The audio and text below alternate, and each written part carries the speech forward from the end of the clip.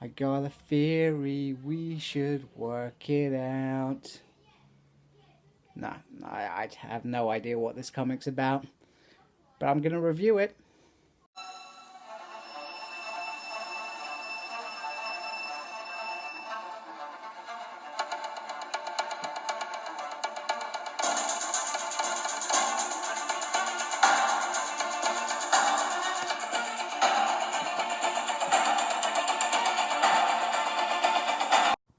Hello and welcome to a Smurd P video, and today we are looking at Powers of X, or as I've been informed, Power of 10. So here is the front cover. So you got Xavier, Moira, Nimrod, Magik, Nightcrawler, and some other folks. Ooh, I have no idea who they are. So this is written by Jonathan Hickman. And it begins with, you have year 1, year 10, year 100, year 1000. So we start off with year 1, and there is Carnival, and Charles Xavier has gone to chill on the bench, and Moira happens to come in and say hello. If you've read House of X issue 2, you know that Moira seeked him out more than anything.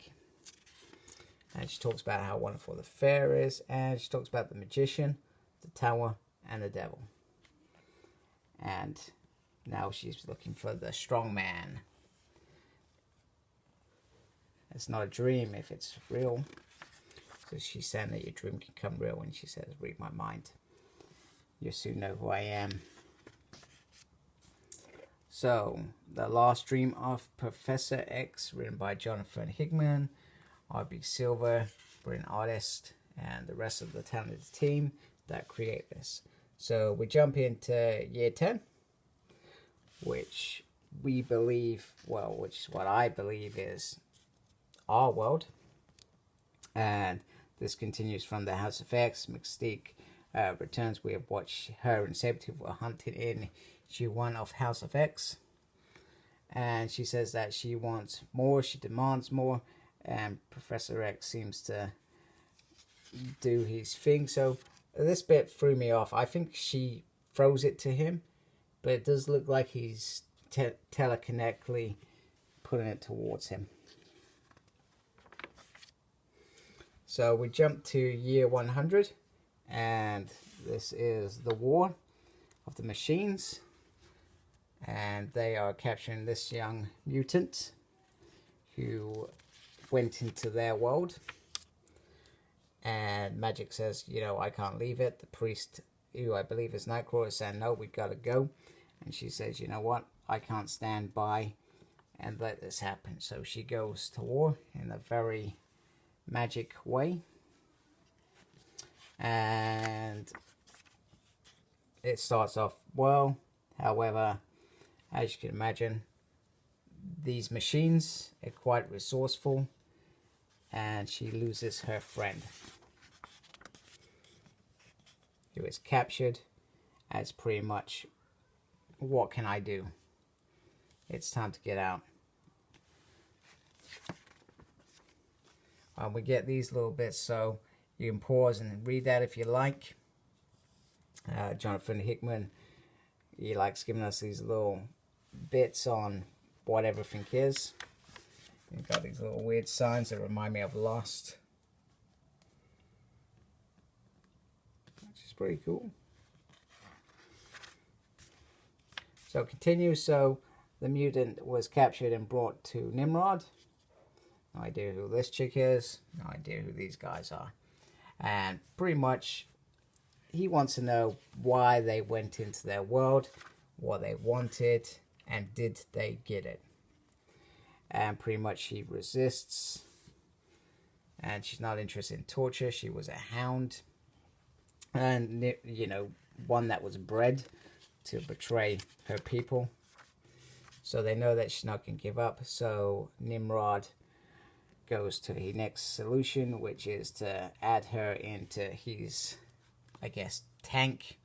Well, what seems like, it feels very Matrixy here, like they use them as batteries or something to create their Nimrods because they are so powerful. And and he almost says, you know, it's a shame that it takes so many of you to die for one of me to be born, so to speak. So that's quite interesting. Another little bit if you want to read that. And so the other guys have returned, and Magic's a bit disappointed with the priest and would have been happy with losing her rather than her comrade who was willing to fight. And we get to this guy, so we got like an old man Magneto, old Wolverine, we got a group going on there, and we got a Zorn by the looks of it, which is quite interesting. Okay, and the old man's waiting apparently, no idea who the old man is. Next we got another little spill. He does give us a lot of spill, and we get to know what some of the symbols are, which is cool. We then skip to year 1000, and what is going on here? It seems that they are trying to reproduce something that is lost in a world that is pretty much destroyed in this sphere here. And pretty much that is how it ends, with some form of rebirth.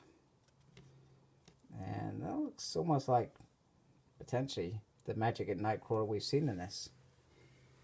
And we got a little spill here. And then the reading order. 2 series that are 1. So Jonathan Hickman's world is complicated at present. I do not understand it because there is so much craziness go into it.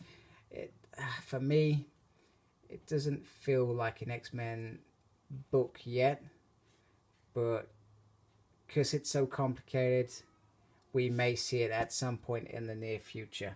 So what the agenda actually is, and we know that it must come out the other end, and we know that some of it's in the present. So what does it all mean? We'll find out very soon.